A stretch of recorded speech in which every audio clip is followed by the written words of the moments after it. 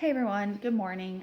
I have been up since very early. I couldn't sleep this morning, and I'm getting ready to go work out because that's how I like to just start my day. It's important to me, and we have a very busy day. We have a very important appointments and different things going on in our family. But I've been mulling around and thinking about a story and an idea and figured I'd share it with you all. And I think I have it to a point where I can articulate it well, but I might still stumble. So I just ask for your grace as I share. So back in high school, I was a junior and senior. I took part in a program that was social justice, service, immersion is kind of the best way to describe it. It combined direct service with also deep diving into themes of Catholic social justice teaching. This is not about the Catholic Church, so don't just stick with me here for a hot minute.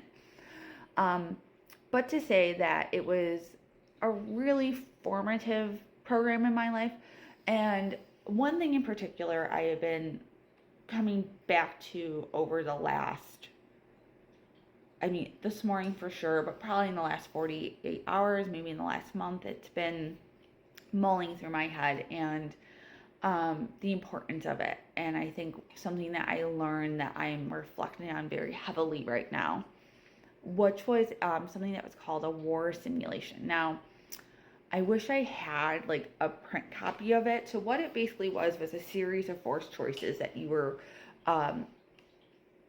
asked to make that limited your choices more and more. And it basically was an escalating conflict that gets higher, like more and more, takes over more countries, more parts of the world.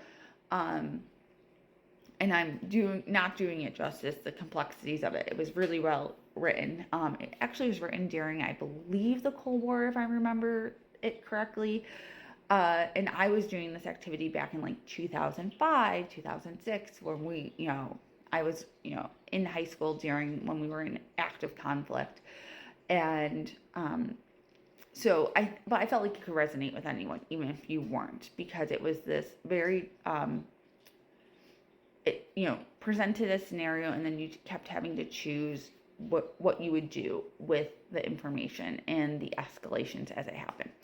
Basically, at the end of it, you ended up in two camps, which now I would argue really were like camps of nationalism and camps of patriotism. I don't even think they called it that. I don't remember the names of the last two groups you ended up in.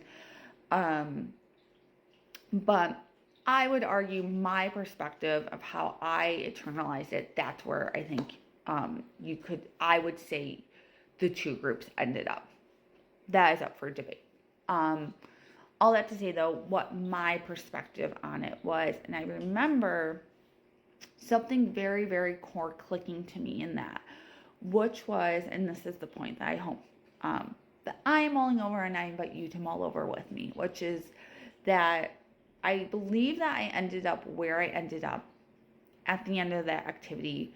The two times I did it as a teen, and then as I would mentally go through it as a volunteer that came in and helped in that program through college, where I thought I would be as, where I would end up. And I always ended up in the same place. And because of this core thing that clicked in me, which was this idea that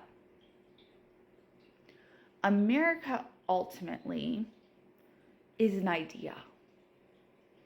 It's an idea that was formed, that we learn about, that you can go watch Hamilton and see part of how it was formed. I'm, making but truly it was this idea that of values and promise and belief that we have never fully realized. And I say that in the most humble way, that I believe that's the whole point, is we're constantly striving for that more perfect union. And what does that mean? And what does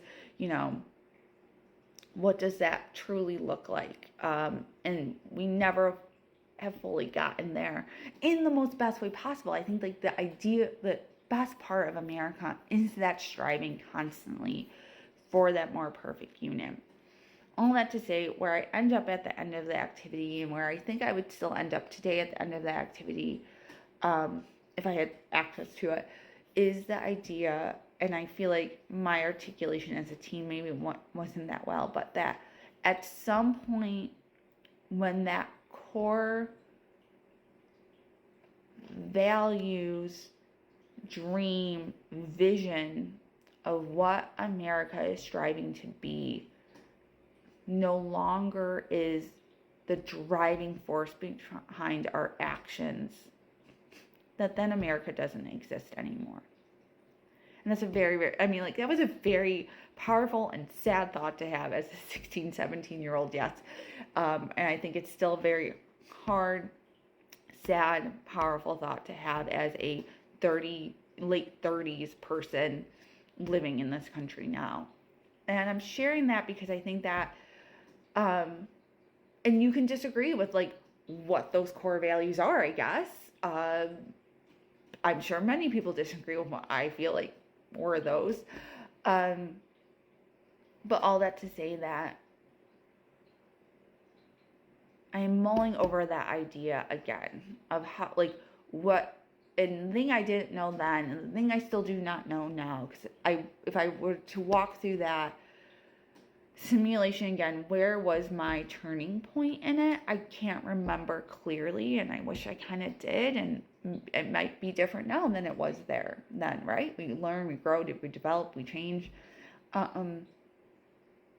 But what is that point? I don't know that answer. I don't know that turning point when that is, I believe that is true. But that is something that I think, that question of, is it getting us closer to our more equal, a more perfect union? I think is a question we always should ask ourselves. And I'm grateful that I started to ask those questions and look at those questions when I was a teenager. And I don't know my life trajectory would be different. I hope it wouldn't be different, but it could have been different had I never started to ask those questions.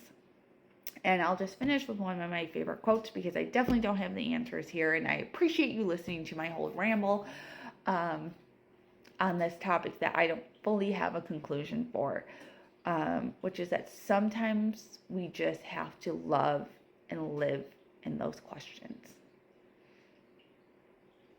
and work to understand them more. I would add, that's not part of the Rumi quote, but to me, I think that's also important.